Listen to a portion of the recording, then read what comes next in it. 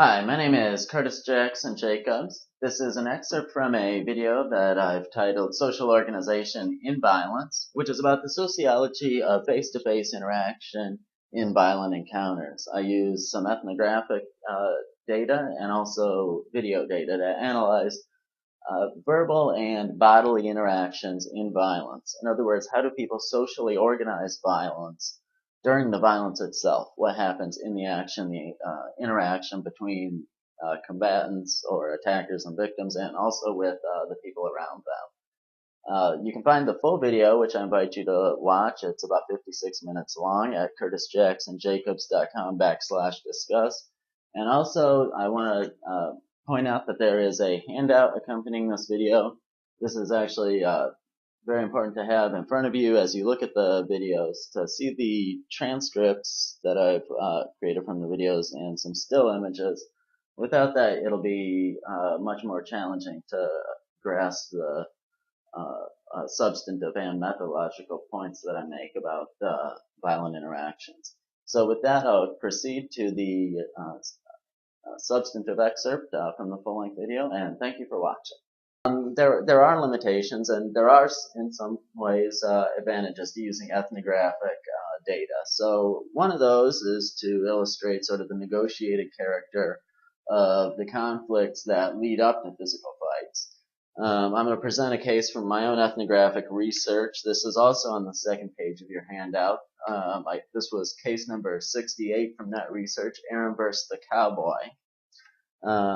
As I mentioned before, physical fighters often view violence through a sort of athletic metaphor. From the perspective of people involved in physical fights, there's not a victim and an attacker, but instead opponents. There are winners and losers, or a fight can end in a draw, but there are competitors, is how people involved in physical fights see it. And there's a high degree of negotiation about how a fight's going to take place, why and where, sometimes with what weapons, these kinds of things. And we'll see that in this case, okay? So let me just go ahead and read it. Aaron, well, actually, a little bit more background. Aaron is he's talking about a fight that occurred when he was in high school. He's a guy who styled himself as a punk rocker type. He and his friend Brett, and they had a running conflict with these guys who were, quote, cowboys, as he describes them. So as Aaron explains, I see two of the cowboys in their car. They're off campus during lunch, and this big Mexican guy flipping us off and stuff. So me and Brett followed them into this Taco Bell, sat next to them, and we're just staring at them. This huge Mexican looks at me and goes, "What are you fucking looking at? You got a problem?" And I go, "Yeah, I got a problem." So they're actually agreeing here to fight. And he says, "Well, why don't we go behind Safeway?" Even negotiating where to go and fight. So in fact, they drove around to the back. And as Aaron showed me, he still had the ring, this kind of spiked ring that he wore, and I guess his opponent didn't want to be punched with that.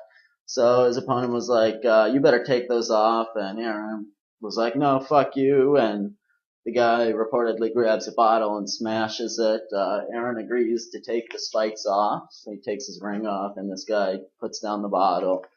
The other guy throws the first punch while Brett's sitting there like my trainer. The guys on the other side are watching.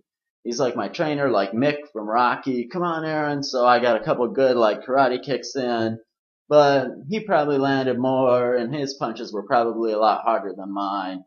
And I asked him who broke it up, Brett and this guy's friends. All right, so a great degree of negotiation, not only about whether we're going to fight, but the details of how we're going to fight and where.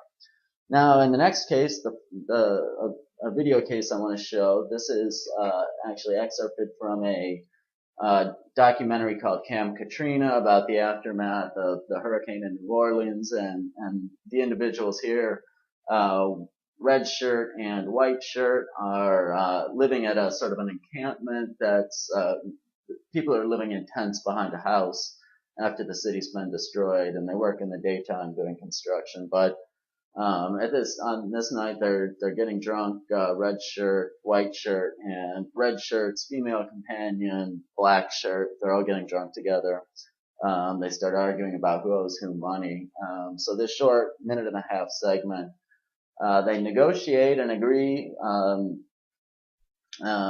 White shirt and green shirt, or white shirt and red shirt propose to fight. They agree. They go to the location of the fight, and then they negotiate not to fight. So it's actually a very similar case to Aaron versus the Cowboy, yet it doesn't end in violence. Let me just point out this is another case. This is another video where the audio is not great quality, and especially the video happens to be fairly poor quality. What I've done here is transcribe some of the conversation and transpose that onto the video itself in the form of subtitles. So you can read along with what the people are actually saying, since it's difficult to hear what they're saying to each other.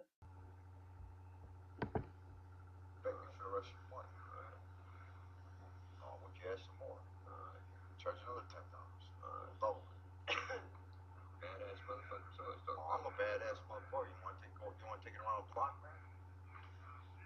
Let's go. Right now. Let's go. Let's go.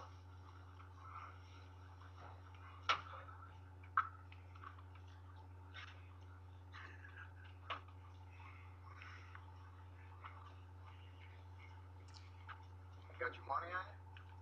No, I got the money. All right. Well, after we ass, we'll come back and get the money from you.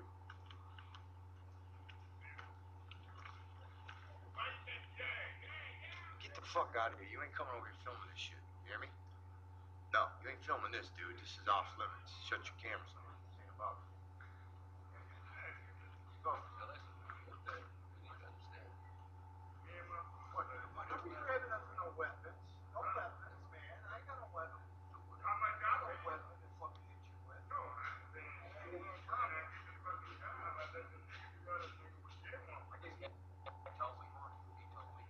Don't be grabbing no weapons to try and hit me with. That's all you grab. What's up, my nice side? I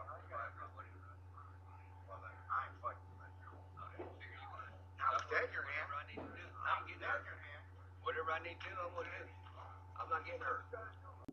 So here's a case where it's actually more than just these two girls are fighting. There's several young women fighting, but in particular, it's these two girls fighting who I want to focus on. And I want to point out how difficult it is for them to disengage. In the end, they start arguing out loud. You know, you let go. No, you let go. If you look, this is on page 5 of the handout.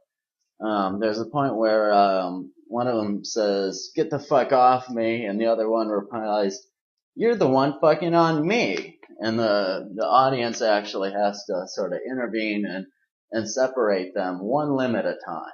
So let's watch it all the way through, and then we'll watch the final 4 seconds where they're sort of arguing about how are we going to quit fighting.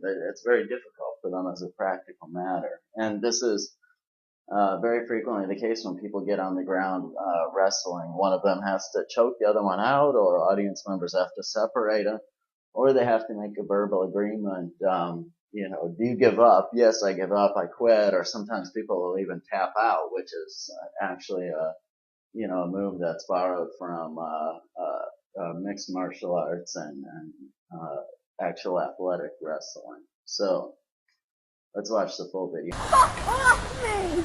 Oh shit, come on. That's not fair. Bro, we didn't videotape enough. This isn't fair. Oh shit.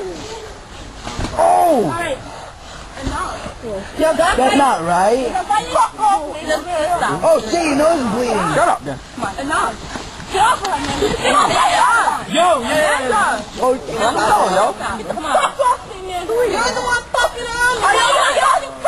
Stop. Everyone take your hands off each other. Take your hands off. You guys are done. Get up. It's done. It's done. Nick, look what I got. It's done. So you see, actually, from the very beginning of that case, from that video anyway, by the time the video starts, they're already trying to stop the fight. One of them is saying, "Get off me," or something along those lines, and the audience is saying, "Quit fighting, stop it." Yet they have a great deal of trouble stopping, and it's not until the audience members actually get in there and grab their hands and pull their hands and legs apart one limb at a time that they can really pull them apart, and it's very difficult because they're in a bodily vulnerable position. The bodies are very close. It's possible for, if one of them lets go too soon, the other can pull hair, kick, sometimes you see during wrestling someone will get kicked in the face while they're separating. That happens sometimes. So it's quite a challenge to separate, and for these two young women, they actually require the help of the audience. Come on. Fuck me, man. You're the one fucking on me. Stop. Now just stop. Everyone take your hands off each other.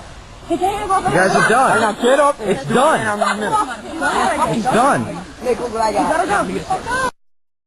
So you saw that, as they were being separated, blue shirt, keeps her fist up ready to throw a punch in case pink shirt does anything, and it's very difficult. The audience is moving in very tentatively, trying to separate them. They're arguing about who's the one holding who. I'll play it one last time. This has been a long video, so I'll cut it short in a moment, but let me play it one last time and look again, and you'll see a little bit more detail each time you watch these videos. Come on. Fuck me, man. You're the one fucking on me. Stop. Now just stop. Everyone take your hands off each other. Take your hands off. You guys are done. Now get up. It's done. It's done. And what's really remarkable about this is that we can see a surprising degree of social order within violence. We tend to think of violence as chaos and disorder and the triumph of out-of-control psychological impulses over civility.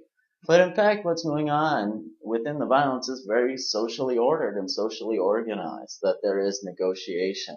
In the opening moments of violent interaction, there are challenges to throw the first punch. Come on, hit me, I dare you. I'm making myself vulnerable by putting myself in a weak position. And then we fight. Then during the violence, there's often this symmetrical, rhythmic back and forth in which people are attuned to one another's bodily movements. Randall Collins, in his 2008 book, talked very much about this, and in fact, this is a very, very interesting phenomenon.